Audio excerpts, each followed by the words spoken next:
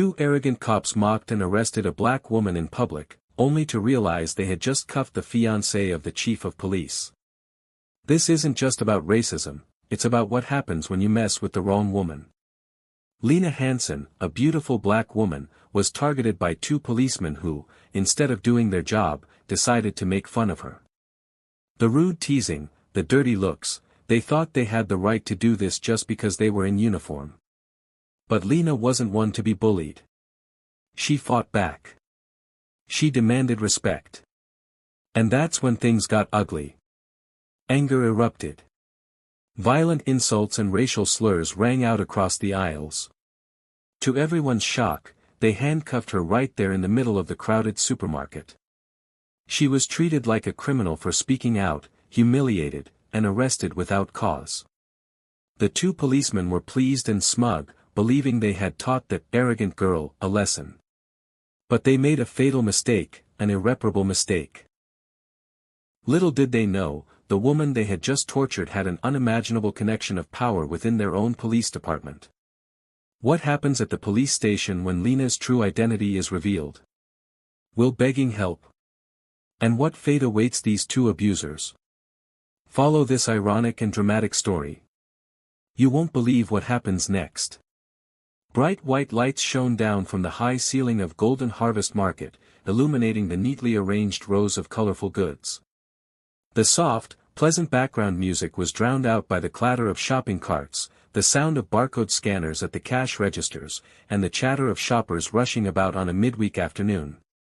The atmosphere was bustling but orderly, a scene all too common in urban life. Among the crowd, Lena Hansen stood out naturally, not because she was trying to attract attention, but because of the intelligent, radiant beauty and confident demeanor that this 34-year-old black woman exuded. Today, after a stressful day at the Biomed Research Lab, she was wearing comfortable jeans, a soft cotton shirt, and a pair of dynamic sneakers for the convenience of grocery shopping. She was slowly pushing her shopping cart, her eyes scanning the shopping list on her phone screen, occasionally stopping to choose fresh vegetables or a special spice for the upcoming dinner. Her mood was quite relaxed, completely immersed in the daily task of going to the market without any precautions. At that moment, two figures in police uniforms appeared at the end of the aisle where Lena was standing. They moved lazily, somewhat out of place in the shopping scene. The one in front, Officer Pete Donovan, was in his late 40s with a potbelly, a tired face, but eyes that darted around as if searching for something more interesting than the boring patrol work. Next to him was Officer Kyle Miller, much younger, tall, but with a youthful air of trying to be tough, his mouth often curled into a mocking smile as he watched Donovan. Perhaps they had just handled a lost and found report in the supermarket or simply stopped in to buy a soda and rest for a while, a behavior that was not entirely legal but not uncommon. Donovan's eyes scanned the shelves and stopped abruptly when they caught sight of Lena. He nudged Miller in the ribs, a knowing wink and smile. "Look, Miller, good stuff," he whispered, his voice crude and judgmental, racial and gender stereotypes immediately surfacing in the old cop's mind. They didn't go straight to the door but instead turned into the aisle where Lena was carefully selecting cheese. They slowed down and stopped right next to her, pretending to examine some product on the shelf, but their eyes kept glancing at Lena. Donovan cleared his throat, trying to sound fake friendly. "Hello, pretty girl," he said, his tone a little too casual. "You've got a lot of stuff. Would you like a hand from this gallant cop to push your cart?" Miller stood beside him, snickering, his eyes also fixed on Lena in an impolite manner. "Or are you looking for some special cheese that is too hard to find?" he added, deliberately emphasizing the word special with a double meaning.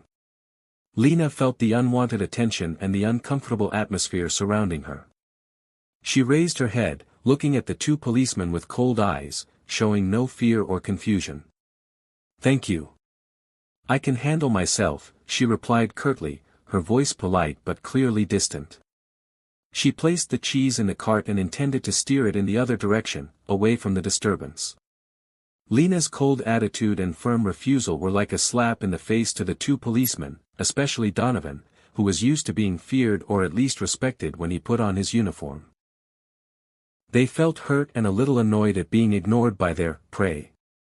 Instead of being sensible and leaving, they decided to continue their prank.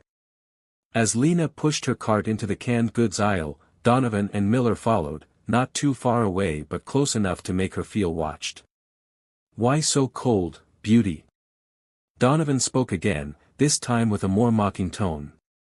"Just wanted to get to know each other. It's crowded and complicated here." Miller chimed in, moving a little closer. "Be careful not to get pickpocketed. We're here to protect you, so you can rest assured."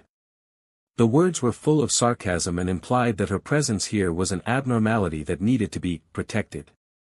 They deliberately slowed right next to Lena's cart, almost blocking her path, clearly invading her personal space and making her feel extremely uncomfortable and somewhat threatened. The faint smell of cigarettes coming from Donovan and the scrutiny Miller gave her made her shiver with disgust. Lena's patience finally ran out. She stopped the cart abruptly, turning to face the two policemen directly. The politeness was gone, replaced by seriousness and firmness. "Listen," she said, her voice no longer soft but clear and articulate enough for nearby shoppers to hear. "You're seriously disturbing me. You're police officers on duty, right? This kind of teasing and harassing of citizens is completely inappropriate and extremely unprofessional." She looked Donovan straight in the eye, then Miller, her eyes fearless. "I demand that you cease this action immediately and leave me alone. Otherwise, I will be forced to take down your badge numbers and formally report this harassment to your superiors at the police department." Lena's outspoken, forceful protest and threat to report her superiors served as a trigger for Donovan and Miller's anger and bruised egos. Being lectured and challenged by a beautiful young black woman in public was unacceptable to them. "Oh, you brat!" Donovan roared, his fake friendly facade gone, replaced by red-hot rage, his teeth clenched. "Who do you think you are, talking to the police? What did you say, threatening us?" Miller also took a step forward, almost pointing at Lena's face, his voice shrill with excitement. "You think you're delicious because you're pretty? Shut up, or I'll throw you in the police station." Profanity, racial slurs, and sexism began to pour from the officers' mouths. "You cocky, you're probably trying to make money or get attention. Go back to your hole." They were deliberately loud and aggressive, attracting the attention of more and more shoppers. A few people began to stop, curious to see what was going on. Lena was stunned and indignant at those filthy words. She felt the blood rush to her face but still tried to keep her composure. "You have no right to speak to citizens like that. This behavior is an insult. It is unacceptable." Donovan sneered viciously. "Let me show you what unacceptable is." He turned to Miller, his eyes glaring. "Arrest this, for me. Public nuisance, insulting a law enforcement officer, resistance." He fabricated charges to justify his retaliation. Miller, like an obedient dog, sprang into action. He lunged forward and grabbed Lena's arm roughly. Lena jerked reflexively, trying to pull her hand away. "Don't touch me," she screamed. "Resistance!" Miller shouted, as if he had been waiting for this excuse. He used the strength of a big man to twist Lena's arm behind her back. Despite her cries of pain, the scene was swift and brutal. Miller slammed Lena into a nearby canning rack, sending several cans clattering to the floor. He struggled to secure the cold handcuffs to her slender wrists, deliberately tightening them to cause pain and leave red welts. Donovan stood by, arms crossed, watching the scene with glee, cursing under his breath. The surrounding crowd began to whisper louder. Many people were stunned, not believing their eyes. Some quickly took out their phones, secretly recording the scene of the police handcuffing a woman in the middle of the supermarket. Lena felt an unprecedented humiliation, being treated like a criminal, publicly humiliated just because she dared to stand up against harassment and injustice. She tried to keep her back straight, took deep breaths, and looked straight ahead, clearly remembering the faces of these two people who were blatantly abusing their power. Amid the stunned silence and murmurs of the crowd at Golden Harvest Market, Officer Donovan and Officer Miller escorted Lena out the door, pushing her toward the patrol car parked outside. Their demeanor was still arrogant and smug, as if they had just accomplished a great feat. They opened the back door, pushed Lena in without mercy, and slammed the door shut. Sitting in the cramped, rigid back seat, Lena remained surprisingly calm. Despite the pain in her cuffed wrists and the anger in her chest, she looked through the metal mesh partition to watch the two policemen laughing and talking in the front seats. "I told you," Donovan said to Miller, his voice full of triumph. "This kind of black girl needs to be punished." "Sure thing," Miller chimed in. "Let her sit in the station for a few hours, and she'll be as green as a frog's." They drove back to the station, continuing to make sarcastic, mocking remarks about Lena, about her appearance, about her unreasonable attitude. They were completely immersed in their imagined victory, completely unaware of the cruel fate that awaited them at the end of the road. At the police station, they took Lena into the check-in area, where there were several other officers working and a duty officer behind the counter. Donovan reported the incident aggressively. "Sergeant Adams, we just arrested this subject at Golden Harvest. Public disorder, insults, and resisting law enforcement." He pushed Lena forward, looking serious. Sergeant Adams, a tired-looking middle-aged man, looked up from Lena and then back to Donovan and Miller. He sighed, apparently used to petty arrests at the end of the day. "Okay, bring her in here for processing." Lena was taken to the information area. She cooperated quietly when asked to give her name, age, and address. Her unusual calmness caught Sergeant Adams's attention, but he continued his work mechanically. Donovan and Miller stood nearby, arms folded, watching with interest, waiting to see how this arrogant girl would react to being treated like a real criminal. After taking down the basic information, Sergeant Adams asked a routine question. "Do you want us to notify anyone about your detention? A family member, an attorney?" It was the moment Lena had been waiting for. She took a deep breath, looked Sergeant Adams straight in the eye, then glanced at Donovan and Miller, who were still smiling smugly. Her voice rang out, not loud but clear, calm, and carrying a weight that could not be ignored. "Yes, please call Sheriff David McMillan." Sergeant Adams paused, his fingers mid-keyboard stroke. He frowned, looking at Lena skeptically. "Chief McMillan? Are you sure you know him?"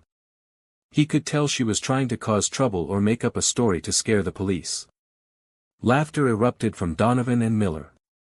"Huh, listen to her, Sarge." Donovan stepped closer to the counter, his voice full of sarcasm. "She even threatened the chief. She really doesn't know the immensity of heaven and earth." Miller laughed too, looking contemptuous. Their mockery did not faze Lena. She straightened, looked straight at the two laughing at her, then back at Sergeant Adams. Her voice was now hard, without a trace of hesitation. "I am his fiancée." She paused for a beat, letting that sentence sink in. "Call David. Now." His fiancée. Those three simple words hit the police station like an atomic bomb. Donovan and Miller's laughter died instantly, as if someone had squeezed their throats. The smiles froze on their faces, then crumbled into expressions of unspeakable horror. Their eyes widened, looking at Lena as if she had just turned into a monster. Sergeant Adams dropped the file he was holding onto the floor. His face was as white as a sheet of paper. Sheriff McMillan was getting married, and this was his fiancée. The woman Donovan and Miller had just arrested for disorderly conduct. He felt as if the world was spinning. Donovan and Miller stood rooted to the spot, their bodies shaking, cold sweat breaking out, soaking the backs of their uniforms. They looked at each other in utter panic. They understood. They understood the terrible mistake, the terrible sin they had just committed. They had mocked, humiliated, and handcuffed the most powerful woman, the one who had the most direct influence on their careers and lives. It was over, completely over. The collapse was almost instantaneous. Both Donovan and Miller were left standing in the thick, suffocating silence of the check-in area. Sergeant Adams, his hands still shaking, hurriedly picked up the intercom. He didn't dare delay a second after Lena's stern request and the deadly truth that had just been revealed. Perhaps he wouldn't have to wait too long, as Chief David McMillan happened to still be in the office, finishing up his last business of the day. The door to the check-in room opened, and Chief McMillan walked in, tall and stern, his face still tired from the day. At first, he thought there was just a case that needed his attention, but then his eyes fell on the woman standing near the counter, Lena. He froze for a moment, surprise evident on his face. Then he saw that her wrists were still cuffed, her expression calm but filled with anger and exhaustion. His eyes immediately shifted to Donovan and Miller, who were standing nearby, their faces drained of color, shaking as if they were about to collapse. His surprise quickly turned to shock, and then a terrible anger began to flare in his blue eyes. He tried to keep his voice under control, but everyone could feel the storm brewing. "What the hell is going on here?" McMillan growled, stepping quickly toward Lena. "Why are you here? Who did this?" He turned to Sergeant Adams, demanding an explanation. The sergeant stammered out what Donovan and Miller had said about the arrest, but McMillan didn't need to hear the rest. He turned to Lena, his eyes softening a little, filled with concern. "Tell me what happened." Lena took a deep breath, then calmly recounted the whole incident, from the time she was shopping peacefully in the supermarket, being approached and teased by Donovan and Miller, the harassment, her resistance, the rage and insults, the two policemen's contempt, and finally being handcuffed and arrested without cause in public. Her voice was even and objective, but each word was like a knife, stabbing the pride of the police department and making McMillan's anger even more intense. Donovan and Miller, seeing that the situation was beyond saving, tried to intervene to explain. "Chief, it's not like that. It was just a misunderstanding," Donovan stammered. She overreacted. She insulted us first." Miller also tried to defend himself, but his trembling voice and awkward words only made the lie more obvious. McMillan raised his hand to silence them. He didn't need to hear any more lies. His eyes were blazing as he turned back to his two trembling subordinates. His voice was low, cold, but deadly, echoing throughout the room. "Officer Donovan, Officer Miller." The two policemen jumped and straightened reflexively. "You," McMillan said slowly, emphasizing each word, "are hereby suspended immediately, indefinitely. Surrender your badges, weapons, and all police department equipment. Leave this building immediately and await formal investigation." The order was given firmly, leaving no room for protest or delay. McMillan turned to Sergeant Adams and a lieutenant who had just run in upon hearing the news. "Lieutenant Johnson, you're in charge. Launch a full and immediate internal investigation into the actions of Officer Donovan and Officer Miller during this incident. Collect all security camera footage from the Golden Harvest supermarket, locate and interview all witnesses. I want a full preliminary report on my desk by 8 o'clock tomorrow morning." The sheriff's determination and fury added to the tension. Donovan and Miller knew there was no hope. Their careers were in tatters. In their desperation, the survival instinct kicked in. "Chief, please, please," Donovan suddenly fell to his knees, his voice choked. "We know we were wrong, really wrong. It was just a moment of stupidity, out of control. Please reconsider. Give us a chance to make it right." Miller also knelt beside him, tears in his eyes. "Please, and please, Lena, please forgive us. We have families, children. Please don't ruin our lives." They pleaded pitifully, turning to McMillan and Lena. But the only response they got was the chief's cold silence and Lena's unwavering gaze. Pity had no place for those who trampled on the dignity of others and defiled the very uniform they wore. Lieutenant Johnson signaled two other officers to take Donovan and Miller away. The two men, who had been so arrogant a moment ago, now shuffled out of the check-in room like true criminals, leaving behind a heavy silence and a sense of shame. After the two officers were taken away, McMillan turned back to Lena. The anger on his face had subsided, replaced by concern, sorrow, and anger at himself for allowing such people to exist on his force. He gently took Lena's wrists, examining the red marks from the handcuffs. "Are you okay?" he asked, his voice full of concern. "I'm sorry, really sorry you had to go through this." He led Lena into his private office and poured her a glass of water. He sat down next to her and listened to her recount the details. His eyes filled with anger. He assured her that he would take this matter seriously, not only because she was the woman he loved, but because it was his responsibility as head of the police force to ensure that no citizen would have to endure such unfair treatment and abuse of power. Justice would be served. A real storm swept through the city police department after the shocking incident involving the chief of police's fiancée. The internal investigation was conducted with the utmost urgency and priority under the direct and strict supervision of Chief of Police David McMillan himself. He was determined to clarify every hidden corner and thoroughly handle the case to regain public trust and set an example for the entire force. The investigation team quickly gathered irrefutable evidence. Security camera footage from the Golden Harvest supermarket recorded the entire incident, from Donovan and Miller approaching and teasing Lena, their invasion of personal space, to the moment Miller violently handcuffed her. The image quality was clear enough to see the two police officers' arrogant attitude and Lena's calm but reasonable resistance. Investigators also contacted and took statements from several shoppers who witnessed the incident at the supermarket. Their statements matched Lena's account, confirming the harassment, abusive language, and unjustified arrest by Donovan and Miller. No one could justify the actions of the two police officers. Donovan and Miller's records were also thoroughly reviewed. While no serious incidents had been reported, there were isolated complaints of disrespect from Donovan and a report of Miller using unnecessary force during a recent arrest.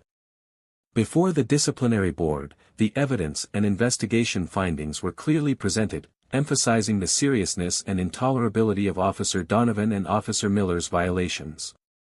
The final decision was made in a decisive and public manner. Officer Pete Donovan and Officer Kyle Miller were officially fired from the city police force.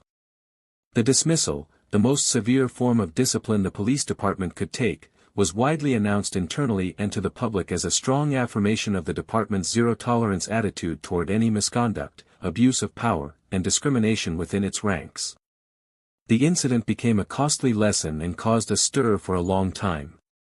It forced the police department to review its training procedures on professional ethics, communication skills, anti-discrimination, and internal monitoring and handling of violations. For Lena and David, the incident, while painful and troubling, also brought them closer together. Lena, with her painful personal experience, became stronger in speaking out against injustice, not only for herself but also for other vulnerable people in the community. Chief McMillan was even more determined in his efforts to reform and clean up the police force. He led, using this unfortunate incident as motivation to build a more professional, honest, and respectful work environment. Prejudice and abuse of power can lurk in the most unexpected places, causing deep hurt.